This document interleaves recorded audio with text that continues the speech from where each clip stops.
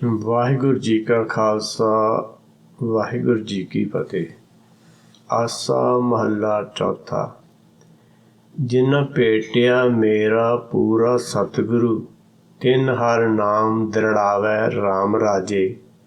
ਤਿਸ ਕੀ ਤ੍ਰਿਸ਼ਨਾ ਭੁਖ ਸਭ ਉਤਰੇ, ਜੋ ਹਰ ਨਾਮ ਧਿਆਵੈ। ਜੋ ਹਰ ਹਰ ਨਾਮ ਧਿਆਇਂਦੇ, ਤਿਨ ਜਮ ਨੇੜ ਨਾ ਆਵੈ। ਜਨ ਨਾਨਕ ਕੋ ਹਰ ਕਿਰਪਾ ਕਰ, ਨਿਤ ਜਪੇ ਹਰ ਨਾਮ ਧਿਰਾਵੈ। ਸਤਿਗੁਰ ਜੀ ਉਪਦੇਸ਼ ਕਰਦੇ ਹਨ, ਜਿਹੜੇ ਪੂਰੇ ਗਿਆਨ ਨੂੰ ਭੇਟ ਲੈਂਦੇ ਹਨ, ਜਿਨ੍ਹਾਂ ਨੂੰ ਪੂਰੇ ਗਿਆਨ ਦੀ ਸਮਝ ਆ ਜਾਂਦੀ ਹੈ, ਤਿਨ ਹਰ ਨਾਮ ਦ੍ਰਿੜਾਵੈ ਰਾਮ ਰਾਜੇ। ਜਿਹੜਾ ਹੁਕਮ ਹੈਗਾ ਫਿਰ ਉਹਨਾਂ ਨੂੰ ਸੱਚ ਦਾ ਗਿਆਨ ਦ੍ਰਿੜ ਕਰਾਉਂਦਾ ਹੈਗਾ। ਹੁਣ ਜਿਹੜਾ ਹਰ ਨਾਮ ਹੈਗਾ, ਹਰ ਨਾਮ ਜਿਹੜਾ ਹੈਗਾ ਆਪਣੇ ਮੂਲ ਦਾ ਗਿਆਨ ਹੈਗਾ, ਆਤਮ ਗਿਆਨ ਹੈਗਾ, ਬ੍ਰਹਮ ਗਿਆਨ ਹੈਗਾ। ਪੂਰਾ ਸਤਿਗੁਰੂ ਕੌਣ ਹੈਗਾ? ਪੂਰਾ ਸਤਿਗੁਰੂ ਜਿਹੜਾ ਹੈਗਾ ਪਰਮੇਸ਼ਰ ਹੈ, ਵਾਹਿਗੁਰੂ ਹੈ, ਸ਼ਬਦ ਗੁਰੂ ਹੈ।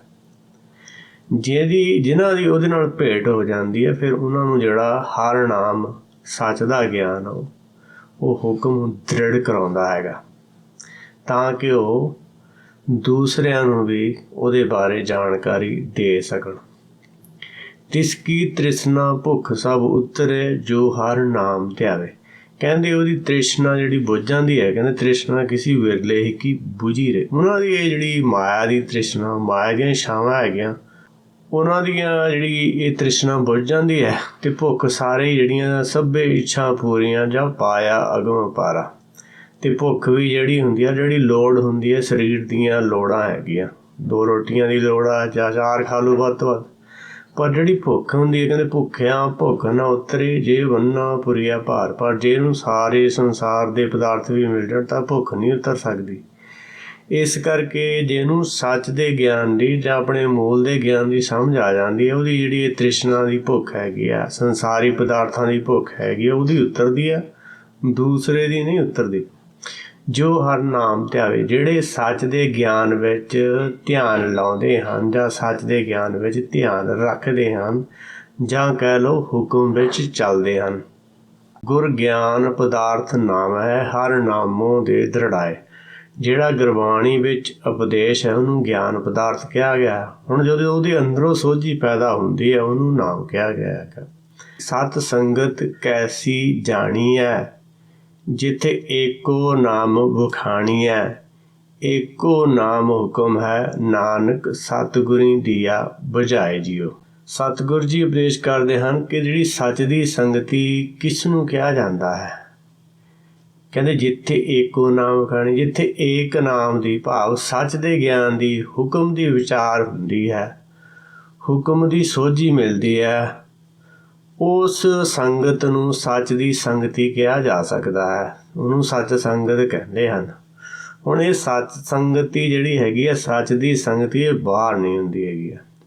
ਬਾਹਰ ਤਾਂ ਕਿਤੇ ਵੀ ਆਪਾਂ ਚਲੋ, ਜੋ ਗੁਰਦੁਆਰਿਆਂ ਦੇ ਵਿੱਚ ਹੋਰ ਜਿੱਥੇ ਕਿਤੇ ਬਾਹਰ ਦੀਆਂ ਗੱਲਾਂ ਹੀ ਹੁੰਦੀਆਂ ਹਨ, ਸਿਆਸਤ ਦੀਆਂ ਗੱਲਾਂ ਹੁੰਦੀਆਂ ਹਨ, ਆਪਣੇ ਮੂਲ ਸੱਚ ਦੀ, ਬ੍ਰਹਮ ਦੀ ਵਿਚਾਰਧਾਰਾ ਦੀ ਗੱਲ ਨਹੀਂ ਹੁੰਦੀ। ਇਸ ਕਰਕੇ ਉਹਨੂੰ ਸਤ ਸੰਗਤ ਨਹੀਂ ਕਿਹਾ ਜਾ ਸਕਦਾ।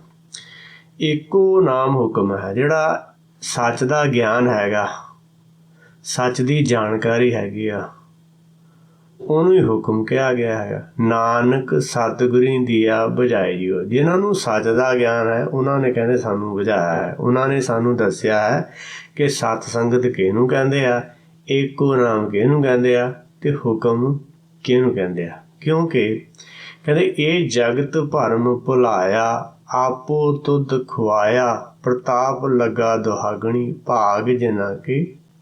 ਕਿਉਂਕਿ ਜਿਹੜਾ ਜਗਤ ਹੈਗਾ ਇਹ ਭਰਮ ਦੇ ਵਿੱਚ ਭੁੱਲਿਆ ਹੈਗਾ, ਆਪਣੇ ਆਪ ਦੀ ਸੋਝੀ ਨਹੀਂ ਹੈਗੀ, ਆਪਣੇ ਆਪ ਨੂੰ ਜਾਣਦੇ ਨਹੀਂ ਹੈਗਾ, ਅਤੇ ਇਸ ਕਰਕੇ ਇਹ ਦੁਹਾਗਣੀ ਹੋਣ ਕਰਕੇ ਪ੍ਰਤਾਪ ਲੱਗਾ ਦੁਹਾਗਣੀ, ਭਾਗ ਜਿਨ੍ਹਾਂ ਕੇ ਨਾਹੀ ਜੀਓ। ਹੁਣ ਜਿਨ੍ਹਾਂ ਦੇ ਅੰਦਰ ਮਾਇਆ ਦੀਆਂ ਛਾਵਾਂ ਜਾਂ ਬਾਹਰਮੁਖੀ ਧਿਆਨ ਆ ਜਾਂ ਮਨ ਦੀ ਮਰਜ਼ੀ ਹੈਗੀ ਆ, ਉਹ ਦੁਹਾਗਣੀਆਂ ਹਨ। ਭਾਵ ਦੋਏ ਪੱਗਹੀਣੀਆਂ, ਨਾ ਉਹਨਾਂ ਨੂੰ ਇੱਥੇ ਦੀ ਸਮਝ ਆ, ਨਾ ਉੱਥੇ ਦੀ ਸਮਝ ਹੈਗੀ ਆ, ਅਤੇ ਇਸ ਕਰਕੇ ਉਹ ਦੁਖੀ ਹੋ ਰਹੇ ਹੈਗੇ ਆ।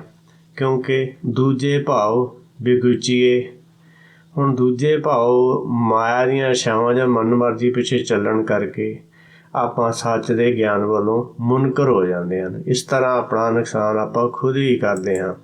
ਜਿਹੜਾ ਹਰ ਦੇ ਨਾਮ ਸੱਚ ਦੇ ਗਿਆਨ ਆਪਣੇ ਮੂਲ ਦੇ ਗਿਆਨ ਨੂੰ ਸਮਝਦੇ ਹੈਗੇ ਆ, ਉਹਨਾਂ ਦੀ ਜਿਹੜੀ ਤ੍ਰਿਸ਼ਨਾ ਤੇ ਭੁੱਖ ਸਾਰੀ ਉਤਰ ਜਾਂਦੀਆਂ ਹਨ। ਸਭੇ ਇੱਛਾ ਪੂਰੀਆਂ ਜਾਂ ਪਾਇਆ ਅਗਮ ਅਪਾਰਾ। ਜਦੋਂ ਅਗਮ ਅਪਾਰਾ ਦੀ ਸਮਝ ਆ ਜਾਂਦੀ ਹੈ ਫਿਰ ਸੰਸਾਰੀ ਇੱਛਾ ਵੱਲੋਂ ਮਨ ਜਿਹੜਾ ਹੈ ਮੂੰਹ ਮੋੜ ਲੈਂਦਾ ਹੈ ਅਤੇ ਹੁਕਮ ਵਿੱਚ ਚੱਲਣਾ ਸ਼ੁਰੂ ਕਰ ਦਿੰਦਾ ਹੈ। ਜੋ ਹਰ ਹਰ ਨਾਮ ਧਿਆਇਂਦੇ ਤਿੰਨ ਜਮ ਨੇੜ ਨਾ ਆਵੈ। ਜਨ ਨਾਨਕ ਕੋ ਹਰ ਕਿਰਪਾ ਕਰ ਨਿਤ ਜਪੇ ਹਰ ਨਾਮ ਧਰਾਵੈ।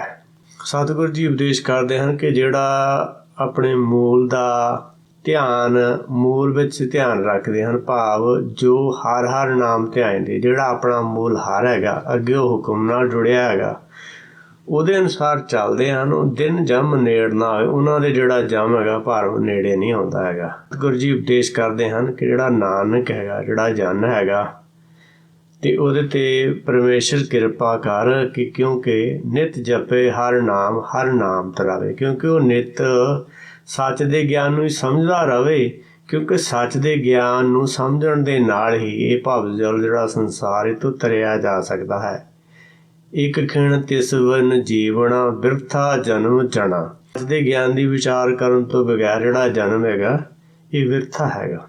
ਇੱਕ ਘੜੀ ਨਾ ਮਿਲਤੇ ਤਾਂ ਕਲਯੁਗ ਹੋਤਾ। ਅਸੀਂ ਸੱਚ ਦੇ ਗਿਆਨ ਦੀ ਵਿਚਾਰ ਨਹੀਂ ਕਰਦੇ ਜਾਂ ਹੁਕਮ ਦੀ ਵਿਚਾਰ ਨਹੀਂ ਕਰਦੇ ਤਾਂ ਅੰਦਰ ਕਲਪਨਾ ਪੈਦਾ ਹੁੰਦੀ ਹੈ। ਇਸ ਕਰਕੇ ਕਲਪਨਾ ਤੋਂ ਬਚਣ ਦਾ ਇੱਕੋ ਇੱਕ ਤਰੀਕਾ ਹੈਗਾ ਕਿ ਜਿਹੜਾ ਹਰ ਨਾਮ ਹੈਗਾ, ਜਿਹੜਾ ਆਪਣਾ ਮੂਲ ਹੈਗਾ, ਉਹਦੇ ਗਿਆਨ ਨੂੰ ਸਮਝਦੇ ਰਹੀਏ, ਉਹਦੇ ਨਾਲ ਸ਼ਬਦ ਦੀ ਵਿਚਾਰ ਕਰਦੇ ਰਹੀਏ, ਤਾਂ ਆਪਾਂ ਜਿਹੜਾ ਭਵਜਲ ਸਾਗਰ ਤੋਂ ਤਰ ਸਕਦੇ ਹਾਂ। ਜਿਨੀ ਗੁਰਮੁਖੀ ਨਾਮ ਧਿਆਇਆ ਤਿਨਾ ਫਿਰ ਵਿਘਨ ਨਾ ਹੋਈ ਰਾਮ ਰਾਜੇ। ਜਿਨੀ ਸਤਿਗੁਰ ਪੁਰਖ ਮਨਾਇਆ ਤਿਨ ਪੂਜੇ ਸਭ ਕੋਈ। ਜਿਨੀ ਸਤਿਗੁਰ ਪਿਆਰਾ ਸੇਵਿਆ ਤਿਨਾ ਸੁਖ ਸਦ ਹੋਈ। ਜਿਨਾ ਨਾਨਕ ਸਤਿਗੁਰ ਭੇਟਿਆ ਤਿਨਾ ਮਿਲਿਆ ਹਰ ਸੋਈ। ਜਿਨ ਗੁਰਮੁਖੀ ਨਾਮ ਧਿਆਇਆ ਤਿਨਾ ਫਿਰ ਵਿਘਨ ਨਾ ਹੋਈ ਰਾਮ ਰਾਜੇ।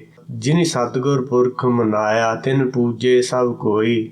ਜਿਨੀ ਸਤਿਗੁਰ ਪਿਆਰਾ ਸੇਵਿਆ ਤਿਨ ਸੁਖ ਸਦ ਹੋਈ। ਜਿਨ੍ਹਾਂ ਨਾਨਕ ਸਤਿਗੁਰ ਭੇਟਿਆ ਤਿਨਾ ਮਿਲਿਆ ਹਰ ਸੋਈ। ਗੁਰਮੁਖੀ ਨਾਮ ਜਿਹੜਾ ਹੈਗਾ ਉਹ ਸੱਚ ਦਾ ਗਿਆਨ ਹੈਗਾ, ਆਪਣੇ ਮੂਲ ਦਾ ਗਿਆਨ ਹੈਗਾ।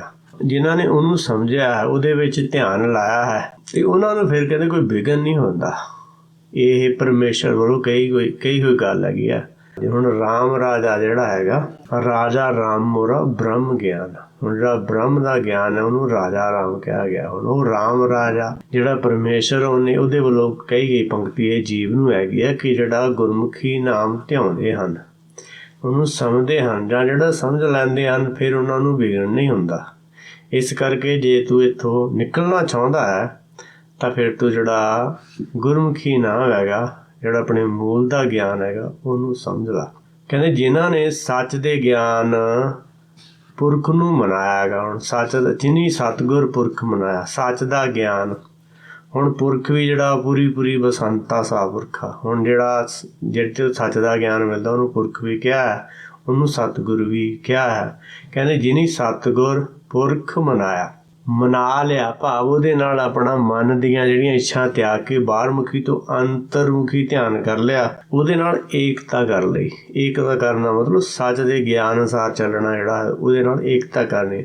ਤਿੰਨ ਪੂਜੇ ਸਭ ਕੋਈ, ਫਿਰ ਉਹਨਾਂ ਦੀ ਜਿਹੜੀ ਪੂਜਾ ਸਾਰੇ ਕਰਦੇ ਹੈਗੇ। ਹੁਣ ਜਿਹਦੇ ਕੋਲ ਸੱਚ ਦਾ ਗਿਆਨ ਹੋਵੇਗਾ ਤੇ ਉਹਦੀ ਸਾਰੇ ਹੀ ਰਿਸਪੈਕਟ ਕਰਦੇ ਹਨ। ਉਹ ਨਹੀਂ ਚਾਹੁੰਦੇ ਕਿ ਸਾਡੀ ਕੋਈ ਪੂਜਾ ਕਰੇ ਜਾਂ ਸਾਨੂੰ ਕੋਈ ਚੰਗਾ ਕਹੇ। ਵਿੱਚ ਦੁਨੀਆ ਸੇਵਕ ਮਾਈਏ ਤਾਂ ਦਰਗਹਿ ਵੈਸਣ ਪਾਈਏ। ਹੁਣ ਦੁਨੀਆ ਦੇ ਵਿੱਚ ਜਿਹੜੀ ਸੇਵਾ ਕੀ ਹੈਗੀ ਆ, ਕਹਿੰਦੇ ਦਇਆ ਜਾਣੇ ਜੀ ਕੀ ਕਿਛ ਪੁੰਨ ਦਾਨ ਕਰੇ। ਹੁਣ ਜੀ ਦੀ ਦਇਆ ਇਹ ਹੈਗੀ ਆ, ਇਹਨੂੰ ਪੁੰਨ ਦਾਨ ਗੁਰਬਾਣੀ ਮੰਨਦੀ ਹੈ।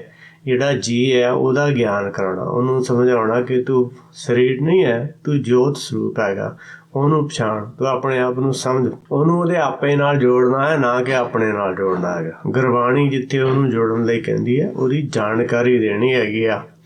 ਜਿਹੜਾ ਗਿਆਨਕਾਰੀ ਦਿੰਦਾ ਹੈ, ਸਤਿਪੁਰਖ ਜਿਨ ਜਾਣਿਆ ਸਤਿਗੁਰ ਤਿਸ ਕਾ ਨਾਮ। ਸੱਚ ਦੇ ਗਿਆਨ ਨੂੰ ਜਿਹੜਾ ਜਾਣ ਲੈਂਦਾ ਹੈਗਾ ਉਹਨੂੰ ਸਤਿਪੁਰਖ ਕਿਹਾ ਜਾ ਸਕਦਾ। ਤੇ ਜਿਹਨੇ ਉਹ ਆਪਣੇ ਅੰਦਰ ਜਿਹੜਾ ਹੈਗਾ ਉਹਦੇ ਨਾਲ ਏਕਤਾ ਕਰ ਲਈ ਹੈ, ਉਹਦਾ ਸੋਝੀ ਲੈ ਲਈ ਹੈ, ਉਹਨੂੰ ਸਮਝ ਲਿਆ ਹੈਗਾ, ਉਹ ਸਤਿਗੁਰ ਹੈਗਾ ਜਾਂ ਪੁਰਖ ਹੈਗਾ, ਉਹਦੀ ਜਿਹੜੀ ਕਹੀ ਹੋਈ ਗੱਲ ਨੂੰ ਦੂਸਰਿਆਂ 'ਤੇ ਅਸਰ ਪਾਉਂਦੀ, ਉਹਦੀ ਕਹੀ ਹੋਈ ਗੱਲ। ਇਸ ਤਰ੍ਹਾਂ ਕਹਿੰਦੇ ਜਿਨ੍ਹਾਂ ਨੇ ਸੱਚ ਦਾ ਗਿਆਨ ਜਿਹੜਾ ਹੈਗਾ ਉਹ ਪਿਆਰਾ ਹੈਗਾ। ਪਿਆਰਾ ਕਿਉਂ ਹੈਗਾ? ਕਿਉਂਕਿ ਉਹ ਬਹੁਤ ਹੀ ਸਦਾ ਚਿਤ ਆਨੰਦ ਵੀ ਉਹਨੂੰ ਕਿਹਾ, ਸਤ ਚਿਤ ਆਨੰਦ ਵੀ ਕਹਿ ਲਓ। ਪਿਆਰਾ ਪਿਆਰਾ ਇਸ ਕਰਕੇ ਹੈ ਕਿ ਉਹ ਨਿਰਵੈਰ ਹੈਗਾ, ਉਹਦੇ ਵਿੱਚ 8 ਗੁਣ ਹੈਗੇ ਆ ਅਤੇ ਉਹ ਸਾਰਿਆਂ ਦੇ ਰੱਖਿਆ ਕਰਨ ਵਾਲਾ, ਉਹਨੂੰ ਅੱਗੇ ਤੋਂ ਅੱਗੇ ਗਿਆਨ ਦੇਣ ਵਾਲਾ ਹੈ। ਜਿਹਨਾਂ ਸਤਿਗੁਰ ਪਿਆਰਾ ਸੇਵਿਆ, ਜਿਨ੍ਹਾਂ ਨੇ ਕਹਿੰਦੇ ਉਹਦੀ ਸੇਵਾ ਕੀਤੀ ਹੈ। ਉਹਦੀ ਸੇਵਾ ਕੀ ਕਹਿੰਦੇ? ਗੁਰ ਕੀ ਸੇਵਾ ਸ਼ਬਦ ਵਿਚਾਰ ਹਉਮੈ ਮਾਰੇ ਕਰਨੀ ਸਾਰ। ਹੁਣ ਗੁਰ ਕੀ ਸੇਵਾ ਜਿਹੜੀ ਸ਼ਬਦ ਵਿਚਾਰ ਜਿਹਨਾਂ ਨੇ ਉਹਦੇ ਨਾਲ ਕੀਤੀ, ਉਹਨਾਂ ਨੂੰ ਸੁੱਖ ਸਾਧ ਹੋਈ, ਉਹਨਾਂ ਨੂੰ ਸਦਾ ਲਈ ਸੁੱਖ ਹੋ ਜਾਂਦਾ ਹੈਗਾ। ਇਸ ਕਰਕੇ ਇਹੋ ਹੀ ਸੇਵਾ ਕਰਨੀ ਆਪਾਂ ਨੂੰ ਚਾਹੀਦੀ ਹੈ। ਜਿਨ੍ਹਾਂ ਨਾਨਕ ਸਤਿਗੁਰ ਭੇਟਿਆ ਤਿਨ੍ਹਾਂ ਮਿਲਿਆ ਹਰਿ ਸੋਈ। ਜਿਨ੍ਹਾਂ ਨੇ, ਨਾਨਕ ਜੀ ਕਹਿੰਦੇ ਹਨ, ਸੱਚ ਦੇ ਗਿਆਨ ਨੂੰ ਭੇਟ ਲਿਆ ਤਿਨ੍ਹਾਂ ਮਿਲਿਆ ਹਰਿ ਸੋਈ, ਉਹਨਾਂ ਨੂੰ ਇਹ ਹਰ ਜਿਹੜਾ ਹੈਗਾ ਉਹਨਾਂ ਦਾ ਜਿਹੜਾ ਮੂਲ ਉਹ ਮਿਲਿਆ ਹੈ। ਜਿਨ੍ਹਾਂ ਨੇ ਬਾਹਰਮੁਖੀ ਤੋਂ ਅੰਤਰਮੁਖੀ ਧਿਆਨ ਕੀਤਾ ਹੈ। ਅੰਤਰਮੁਖੀ ਧਿਆਨ ਕੇ ਰਾਮ ਨਾਮ ਜਪ ਹਿਰਦੇ ਮਾਹੇ, ਨਾਨਕ ਪਤ ਛੇਤੀ ਕਰ ਜਾਏ। ਜਿਨ੍ਹਾਂ ਨੇ ਹਿਰਦੇ ਦੇ ਵਿੱਚ ਆਪਣੇ ਮੂਲ ਦੇ ਨਾਲ ਜਿਹੜੀ ਸੱਚ ਦੇ ਗਿਆਨ ਦੀ ਜਿਹੜੀ ਹੈਗੀ ਆ ਵਿਚਾਰ ਕੀਤੀ ਹੈਗੀ ਆ। ਵਿਚਾਰ ਕਰਨ ਨੂੰ ਹੀ ਭੇਟਾ ਕਿਹਾ ਗਿਆ। ਹੁਣ ਜੇ ਆਪਣੇ ਕੋਲ ਸੱਚ ਦਾ ਗਿਆਨ ਹੈ, ਸੱਚ ਦੀ ਸੋਝੀ ਹੈ, ਗੁਰਬਾਣੀ ਦੀ ਸੋਝੀ ਹੈ, ਤਾਂ ਹੀ ਆਪਾਂ ਅੰਦਰ ਸ਼ਬਦੀ ਵਿਚਾਰ ਕਰ ਸਕਦੇ ਹਾਂ। ਵਿਚਾਰ ਜਦੋਂ ਕਰਦੇ ਹਾਂ ਅਤੇ ਆਪਾਂ ਜਿਹੜਾ ਹਰ ਦੇ ਨਾਲ ਮਿਲੇ ਹੀ ਹੁੰਦੇ ਆ। ਹਰ ਦੇ ਨਾਲ ਹੀ ਵਿਚਾਰ ਹੁੰਦੀ ਹੈ। ਜਿਹੜੀ ਬਾਹਰ ਵਿਚਾਰ ਤਾਂ ਸੰਸਾਰੀ ਵਿਚਾਰ ਹੈਗੀ ਆ, ਮਾਇਆ ਨਾਲ ਵਿਚਾਰ ਹੈਗੀ ਆ। ਅਤੇ ਜੇ ਅੰਦਰ ਵਿਚਾਰ ਕਰਦੇ ਹੈਗੇ ਹਾਂ ਤਾਂ ਉਹ ਹਰ ਦੇ ਨਾਲ ਵਿਚਾਰ ਹੁੰਦੀ ਹੈ, ਅਤੇ ਉਦੋਂ ਆਪਾਂ ਹਰ ਨੂੰ ਮਿਲੇ ਹੀ ਹੁੰਦੇ ਹਾਂ। ਕਿਉਂਕਿ ਹਰ ਕੀ ਬਾਣੀ, ਹਰ ਕੀਆਂ ਕਥਾ ਕਹਾਣੀਆਂ ਗੁਰਮੀਤ ਸੁਣਾਈਆਂ। ਹੁਣ ਇਹ ਹਰ ਦੀਆਂ ਕਥਾ ਕਹਾਣੀਆਂ ਸਾਰੀਆਂ ਜਿਹੜੀਆਂ ਗੁਰਬਾਣੀ ਵਿੱਚ ਲਿਖੀਆਂ ਗਈਆਂ ਹਨ, ਉਹ ਆਪਣੇ ਮੂਲ ਦੀਆਂ ਕਹਾਣੀਆਂ। ਅਤੇ ਜੇ ਉਹ ਆਪਾਂ ਕਹਾਣੀ ਨੂੰ ਸੁਣ ਰਹੇ ਹਾਂ, ਸਮਝ ਰਹੇ ਹਾਂ, ਵਿਚਾਰ ਕਰ ਰਹੇ ਹਾਂ, ਤਾਂ ਹਰ ਦੇ ਨਾਲ ਮਿਲੇ ਹੋਏ ਆ। ਜਿਨ ਅੰਤਰ ਗੁਰਮੁਖ ਪ੍ਰੀਤ ਹੈ, ਤਿਨ ਹਰ ਰੱਖਣ ਹਾਰਾ ਰਾਮ ਰਾਜੇ। ਤਿਨ ਕੀ ਨਿੰਦਾ ਕੋਈ ਕਿਆ ਕਰੇ, ਜਿਨ ਹਰ ਨਾਮ ਪਿਆਰਾ। ਜਿਨ ਹਰ ਸੇਤੀ ਮਨ ਮਾਨਿਆ, ਸਭ ਦੁਸ਼ਟ ਝਖ ਮਾਰਾ। ਜਨ ਨਾਨਕ ਨਾਮ ਧਿਆਇਆ, ਹਰ ਰੱਖਣ ਹਾਰਾ। ਸਤਿਗੁਰ ਜੀ ਉਪਦੇਸ਼ ਕਰਦੇ ਹਨ ਕਿ ਜਿਨ੍ਹਾਂ ਦੇ ਅੰਦਰ ਸੱਚ ਦੇ ਗਿਆਨ ਦੀ ਪ੍ਰੀਤ ਹੈਗੀ ਆ, ਸੱਚ ਦੇ ਗਿਆਨ ਨਾਲ ਪ੍ਰੀਤ ਹੈਗੀ ਆ, ਉਹਨਾਂ ਨੂੰ ਜਿਹੜਾ ਸੱਚ ਦਾ ਗਿਆਨ ਹੈਗਾ ਉਹ ਰੱਖਣ ਵਾਲਾ ਹੈਗਾ। ਅਤੇ ਉਹਨਾਂ ਦੀ ਕਹਿੰਦੇ ਕੋਈ ਨਿੰਦਾ ਕੀ ਕਰ ਸਕਦਾ ਹੈ। ਜਿਨ੍ਹਾਂ ਨੂੰ ਜਿਹੜਾ ਹਰ ਨਾਮ ਉਹ ਪਿਆਰਾ ਲੱਗਦਾ ਹੈ, ਹਰ ਨਾਮ ਜਿਹੜਾ ਹੈ ਸਭ ਤੋਂ ਵਧੀਆ ਲੱਗਦਾ ਹੈ, ਉਹਨਾਂ ਦੀ ਕੋਈ ਨਿੰਦਾ ਕੀ ਕਰ ਸਕਦਾ ਹੈਗਾ।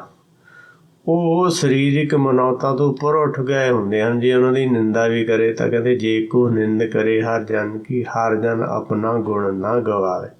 ਜੇ ਉਹਦੀ ਕੋਈ ਨਿੰਦਾ ਵੀ ਕਰਦਾ, ਉਹਨੂੰ ਪਤਾ ਕਿ ਇਹਨਾਂ ਦੇ ਅੰਦਰ ਅਗਿਆਨਤਾ ਹੈ, ਅਗਿਆਨਤਾ ਦੇ ਕਰਕੇ ਇਹ ਤੈਨੂੰ ਗਲਤ ਕਹਿ ਰਹੇ ਹਨ, ਹੋਰ ਇਹਨਾਂ ਦਾ ਕੋਈ ਕਸੂਰ ਨਹੀਂ ਹੈ। ਜਿਨ੍ਹਾਂ ਦਾ ਹਰ ਦੇ ਨਾਲ, ਆਪਣੇ ਮੂਲ ਦੇ ਨਾਲ, ਜਾਂ ਸੱਚ ਦੇ ਗਿਆਨ ਦੇ ਨਾਲ, ਜਾਂ ਹੁਕਮ ਦੇ ਨਾਲ ਮਨ ਮੰਨ ਗਿਆ ਹੈ, ਸਭ ਦੁਸ਼ਟ ਝਖ ਮਾਰਾ। ਫਿਰ ਉਹ ਜਿਹੜੇ ਦੁਸ਼ਟ ਕੌਣ ਹੈਗੇ? ਜਿਹੜੇ ਕਾਮ ਕ੍ਰੋਧ ਲੋਭ ਵਿਕਾਰ ਹੈ। ਨਾਨਕ ਲੇਖੇ ਇੱਕ ਗੱਲ ਹੋਰ ਹਉਮੈ ਝਖਣਾ ਝਾਕ। ਕਿਉਂਕਿ ਜਿਹੜਾ ਹਉਮੈ ਦੇ ਕਰਕੇ ਜਿਹੜੀ ਵਾਦ ਵਿਵਾਦ ਕਰਨਾ ਹੈਗਾ, ਉਹ ਝੱਖ ਮਾਰਨਾ ਉਹਨੂੰ ਕਿਹਾ ਗਿਆ ਹੈਗਾ।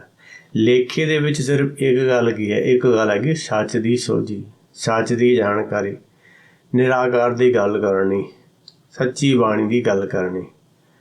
ਅਤੇ ਜਿਹਦਾ ਹਰ ਦੇ ਨਾਲ ਮਨ ਮੰਨ ਜਾਂਦਾ ਹੈਗਾ, ਉਹ ਇਹ ਜਿਹੜਾ ਹੀ ਹੈਗੀਆਂ ਕੱਚੀਆਂ ਗੱਲਾਂ ਨਹੀਂ ਕਰਦਾ।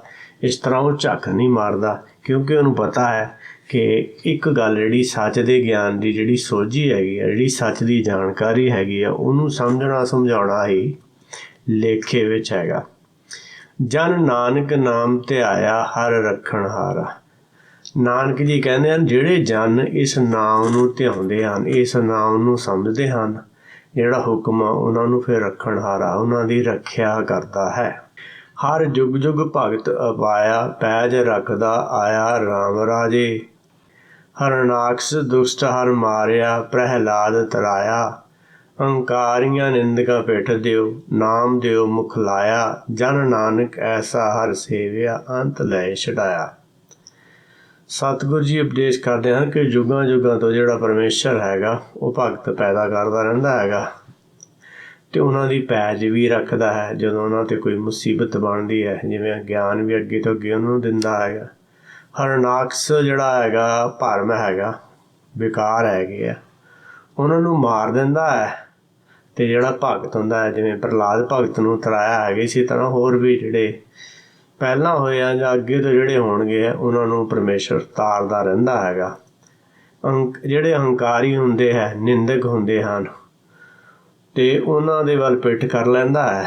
ਉਹਨਾਂ ਦਾ ਅਤੇ ਨਾਮ ਦਿਓ ਮੁੱਖ ਲਾਇਆ। ਜਿਹੜਾ ਨਾਮ ਦਿੰਦਾ ਹੈ, ਜਿਹੜਾ ਸੱਚ ਦੇ ਗਿਆਨ ਨੂੰ ਸਮਝਦਾ ਹੈ, ਉਹਨੂੰ ਮੁੱਖ ਨਾਲ ਲਾਉਂਦਾ ਹੈ। ਜਿਹੜੇ ਦੂਸਰੇ ਹਨ ਉਹਨਾਂ ਨੂੰ ਖਤਮ ਕਰ ਦਿੰਦਾ ਹੈ। ਇਸ ਕਰਕੇ ਉਹਨਾਂ ਨੂੰ ਪਿੱਠ ਦੇਣ ਦਾ ਮਤਲਬ ਹੈਗਾ ਕਿ ਉਹਨਾਂ ਦਾ ਜਿਹੜਾ ਨਾਸ ਕਰਦਾ ਹੈਗਾ। ਕਿਉਂਕਿ ਗਰਭ ਗੰਜਨ ਦੁਸ਼ਟ ਭੰਜਨ ਮੁਕਤੀ ਦਾਇਕ ਕਾਮ। ਹੁਣ ਉਹਦਾ ਕੰਮ ਹੀ ਇਹੋ ਹੈਗਾ, ਜਿਹੜਾ ਹੰਕਾਰੀ ਹੈਗਾ ਜਾਂ ਨਿੰਦਕ ਹੈਗਾ ਉਹਦਾ ਜਿਹੜਾ ਖਾਤਮਾ ਕਰਨਾ।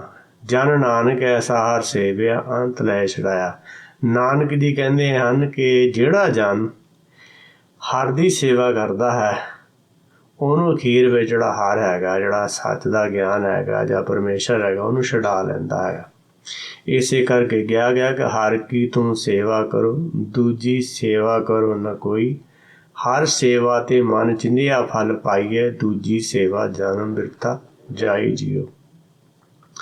ਹਰ ਜਿਹੜਾ ਆਪਣਾ ਮੂਲ ਹੈ, ਜਿਹੜਾ ਅੰਦਰ ਸਾਹ ਲੈਂਦਾ ਹੈਗਾ, ਉਹਦੀ ਸੇਵਾ ਕਰਨੀ ਚਾਹੀਦੀ ਹੈ। ਉਹਦੀ ਸੇਵਾ ਸ਼ਬਦ ਵਿਚਾਰ ਹੈਗੀ ਆ। ਅਤੇ ਦੂਜੀ ਸੇਵਾ ਜਿਹੜੀਆਂ ਸਰੀਰਕ ਸੇਵਾਵਾਂ ਆਪਾਂ ਕਰਦੇ ਹਾਂ, ਹੰਕਾਰ ਹੀ ਪੈਦਾ ਹੁੰਦੀ ਹੈ। ਕਿਉਂਕਿ ਦੂਜੀ ਸੇਵਾ ਜਨਮ ਬਿਰਥਾ ਜਾਈ ਜੀਓ। ਜਿਹੜੀ ਦੂਸਰੀ ਮਾਇਆ ਦੇ ਵਿੱਚ ਸੇਵਾਵਾਂ ਜਿੰਨੀਆਂ ਵੀ ਹਨ, ਉਹਦੇ ਨਾਲ ਜਿਹੜਾ ਜਨਮ ਵਿਅਰਥਾ ਚਲੇ ਜਾਂਦਾ ਹੈ।